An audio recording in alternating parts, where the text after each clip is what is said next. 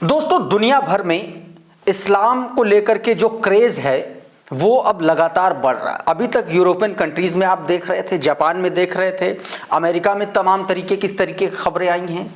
अब एक खबर निकल के आई है चाइना से।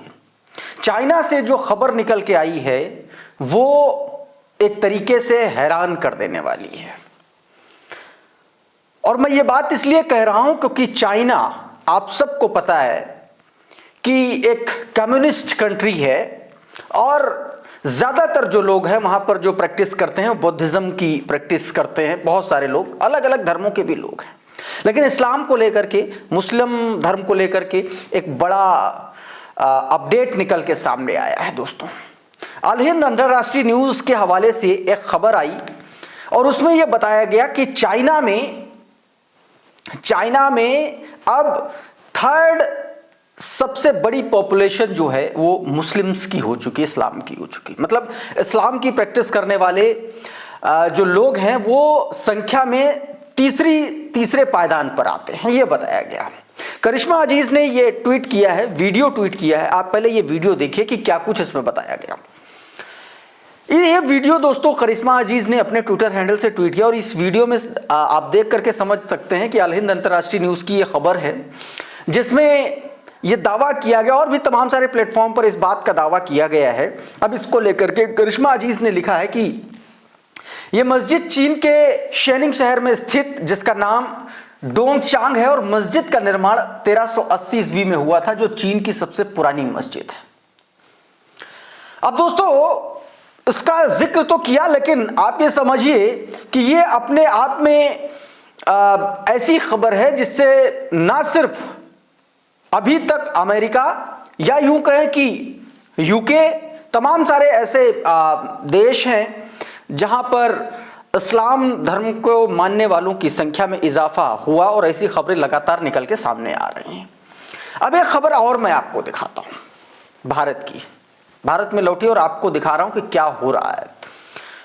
उत्तर प्रदेश में आपको बीते दिनों मैंने एक वीडियो किया था, आपने देखा होगा, जिसमें मैंने आपको बताया था कि उत्तर प्रदेश के मुख्यमंत्री योगी आदित्यनाथ की नाक के नीचे, यानी कि उत्तर प्रदेश की राजधानी लखनऊ में 50,000 रोहिंग्या तब चिन्हित किए गए जब पिछले 9 साल से उत्तर प्रदेश में भाजपा की सरकार है और हर चुनाव में भाजपाई जो है रोहिंग्याओं को और घुसपैठियों को भगाने लगते हैं।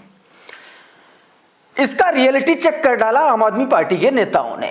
पता चला कि लखनऊ की मेयर, लखनऊ के नेता, उत्तर प्रदेश के भाजपाई जो हैं, उन्होंने बंगालियों को और असम से आए हुए लोगों को भी बांग्लादेशी बता दिया। इस पूरे मामले का खुलासा तब हुआ जब संजय सिंह ने उनके जो अयोध्या प्रांत के जो अध्यक्ष हैं विनय पटेल, जब वहां पर गए, लोगों से पूछताछ की, तो वहां पर जो लोगों ने बात बताई, जो सच बताया, तब पता चला कि दरअसल किस तरीके से बंगालियों को बांग्लादेशी बना करके प्रस्तुत किया गया। जरा ये वीडियो देखिए पहले। क्या बोली?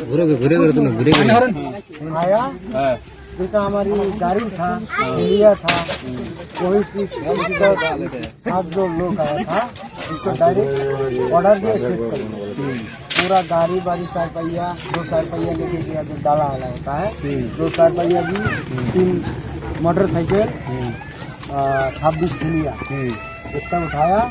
तो हम लोग को कागज पाती के लिए कुछ नहीं पूछा, हम बिना फादी से लोग, हम सोच रहे कागज पत्ती के लिए आया, सब लोग कागज पत्ती निकाल के बाहर आ, वो कागज पत्ती कैमरा पे नहीं लगाया, खाली हम एक बार जोर जबरदस्ती कैमरा के सामने रखा था।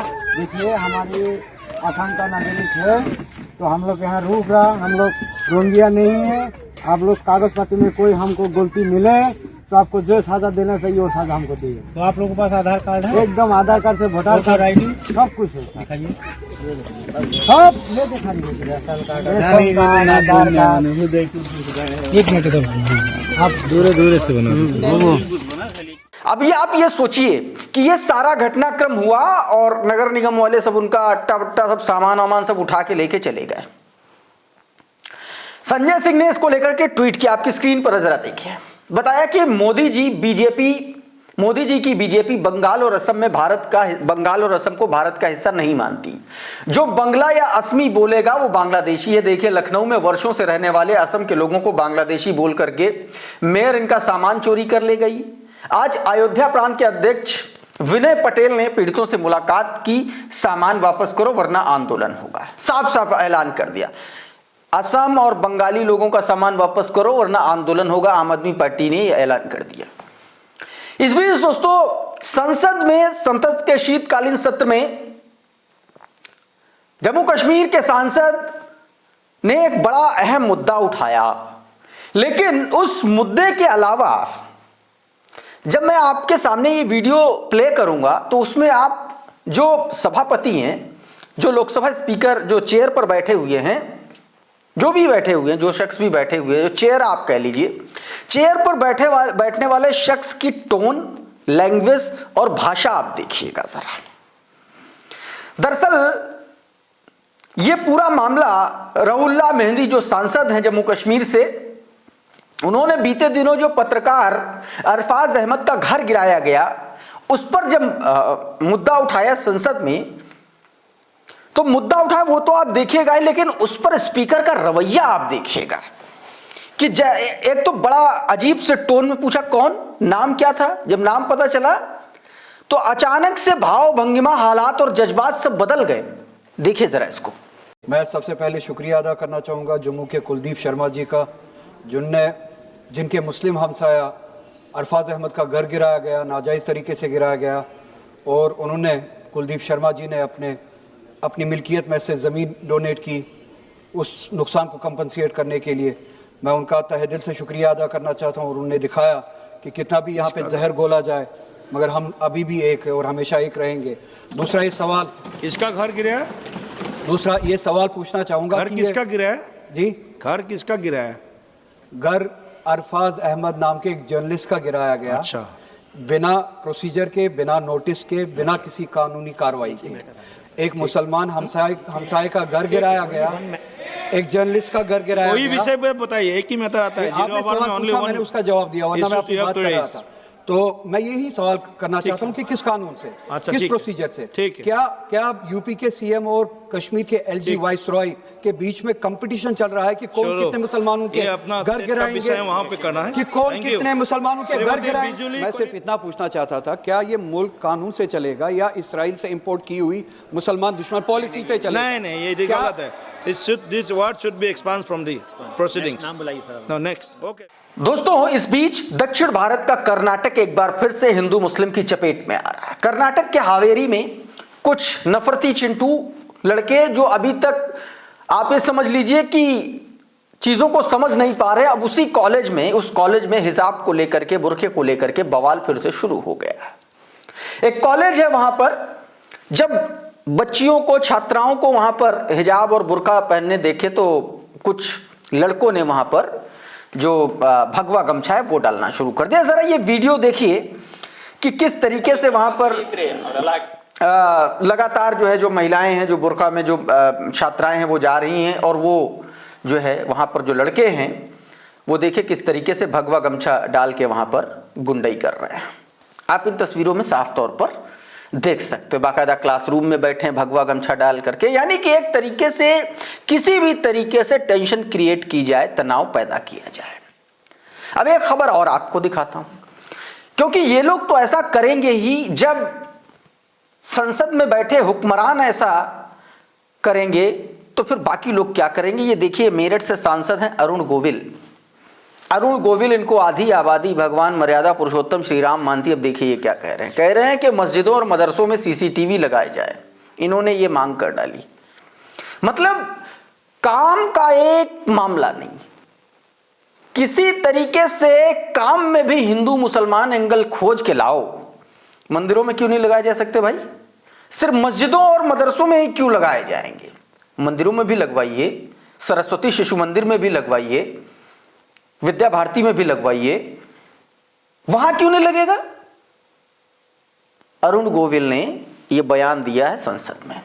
ये न्यूज़ 24 की कटिंग है, ये आप देख सकते हैं। इस बीच उत्तर प्रदेश में देख लीजिए, संसद से निकलिए उत्तर प्रदेश आइए। अब ये देखिए जरा आप, अब्दुल हमीद एक गद्दार था, उसे भारतीय वीर हिंदू सैनिकों ने ही मारा था, कांग्रेस ने उसे वीर बना दिया। और अब्दुल कलाम एक जिहादी। देख लीजिए, गाली बकी जा रही है। अब्दुल हमीद और अब्दुल कलाम को गाली बकी जा रही सरेआम। अखिल भारत हिंदू महासभा नाम का ये ट्विटर हैंडल है, उसने बाकायदा गाली बकी है। आप ये समझिए कि इस तरीके का पोस्ट अगर कहीं कोई मुस्लिम आरएसएस को लेकर के, हिंदू महासभा को लेकर के अगर कर देता तो अब तक उसका हाफ एनकाउंटर हो चुका होता, या जेल में होता, या लंगड़ाता हुआ चल रहा होता, पुलिस थाने के सामने माफी मांग रहा होता। लेकिन इनको देख लीजिए। वसीम अकरम त्यागी लिख रहे हैं, यूपी के मुख्यमंत्री पर कोई अशोभनीय टिप्पणी कर दे तो यूपी पुलिस उसका जुलूस निकालती है, उससे माफी मंगवाती है। 3 दिन पहले परमवीर चक्र विजेता वीर अब्दुल हमीद पर ऐसी वाहियात और अमर्यादित टिप्पणी की गई, यूपी पुलिस ने एक्शन क्यों नहीं लिया? क्या डीजीपी यूपी साहब, क्या ये आदमी कानून से ऊपर है? चलिए चलते हैं बिहार। बिहार में नए नवेले विधायकों ने विधानसभा अटेंड करनी शुरू कर दी है। इस बीच मैथिली ठाकुर भी गई। मैथिली ठाकुर से लोगों ने पूछ लिया कि भैया वो जो आपका सीक्रेट ब्लूप्रिंट था वो फाइनल हुआ या नहीं हुआ? जब पत्रकारों ने पूछा तो कहने लगे आप लोग ट्रोल कर रहे हैं। माइक आईडी देखने लगे, माइक आईडी निकला टीवी 9 भारतवर्ष का, ये भी चौंकाने वाला। और उसी पत्रकार ने पूछ लिया। देखिए जरा क्या वाकया हुआ। ब्लूप्रिंट फाइनल हुआ क्या? अरे ये ट्रोल आप कौन से चैनल है?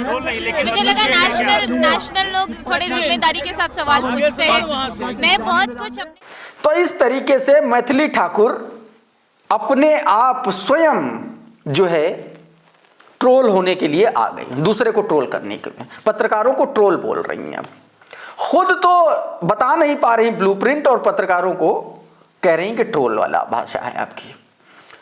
इस बीच दोस्तों एक और खबर राजस्थान से। राजस्थान में काम का हिसाब मांगना शुरू कर चुकी है जनता। भारतीय जनता पार्टी की सरकार में मंत्री जब मंच पर पहुंचे तो एक राजस्थान के जागरूक मतदाता ने मंच के पास जाकर के पूछ लिया कि भाई साहब पूरा गांव तुमको वोट दिया और तुम आज तक एक सड़क न बनवा पाए गांव के लिए। ये पूरा वार्तालाप सुनिए। एक भी वोट कांग्रेस का नहीं, पूरा गांव बीजेपी का। ये बैठे बोल दे कि आपका गांव में से कोई वोट कांग्रेस में जाता है क्यों? क्योंकि हमारे गांव में क्यों नहीं है सड़क में? पूछना चाहता हूँ, आजादी से लेकर तक क्यों नहीं? वो बच्चियां कीचड़ से निकल के आती है। हमारे गांव वालों को क्या दोष है, मैं ये पूछना चाहता हूँ साहब। इस बीच दोस्तों दिल्ली में राजीव रंजन सिंह, आप जानते हैं माहौल क्या है, न्यूज 24 के पत्रकार हैं। एक युवा से, एक जेंजी से बातचीत कर रहे थे और उसने जो कहा, उसने जो बोला वो हैरान करने वाला था। वो इस देश को सोचने, मतलब आप ये समझ लीजिए कि वो इस देश के लिए ऐसा सवाल है जो आज की तारीख में हर युवा, हर बेरोजगार के जहन में है। लेकिन पूछे कौन? एक पूरी की पूरी भीड़ है, पूरा का पूरा एक भीड़ तंत्र है जो पागल हो रखा है। इस बीच काम की बात करने वाला एक आदमी मिला। आप सुनिए जरा क्या कुछ कहा गया। हम हिंदुत्व का बात करते हैं, हिंदू खतरे में, हमें आज तक नहीं दिखा हिंदू खतरे में। किसी भी देश को बढ़ने के लिए एजुकेशन और एम्प्लॉयमेंट बहुत जरूरी है। अगर हम एक एग्जांपल के तहत बात करें तो उत्तर प्रदेश में 2019 से लेकर के 2025 तक भर में सरकारी स्कूल 80,000 से लगभग 1 लाख तक ऐसी स्कूल्स थी जो बंद हो गई हैं। ये डेटा आप उठा करके देख लीजिएगा। तो अगर एजुकेशन को हम नहीं बढ़ावा दे रहे हैं, एम्प्लॉयमेंट को बढ़ावा नहीं दे रहे हैं, तो जेनजी की हम बात ही कहाँ एड्रेस कर रहे हैं? हम तो अपनी सियासी मुद्दे पे बात कर रहे हैं, हमें वोट बैंक चाहिए। हम हिंदुत्व का बात करते हैं, हिंदू खतरे में, हमें आज तक नहीं दिखा हिंदू खतरे में। मैं भी हिंदू हूँ, मैं भी ब्राह्मण हूँ, मैं भी बनारस से हूँ। आप अभी जो हमारा चुनाव हुआ है मोदी जी का, आप देख लिए होंगे कितना हिंदू खतरे में, कितना नहीं। वोट प्रोसेस देख लीजिए आप, कितना गैप है हारने और जीतने में। तो उससे भी ये पता चलता है हिंदू कहाँ खतरे में है। खतरे में तो यहाँ के लोग हैं, ह्यूमैनिटीज खतरे में है, डेवलपमेंट खतरे में है। भारत एक डेवलप्ड नेशन कहा जाता है, सिर्फ पेपर पे है नहीं। तो दोस्तों अभी के इस वीडियो में बहरहाल इतना ही। बहुत बहुत शुक्रिया, बहुत बहुत धन्यवाद। आप जुड़े रहिए द लाइव टीवी के साथ। नमस्कार।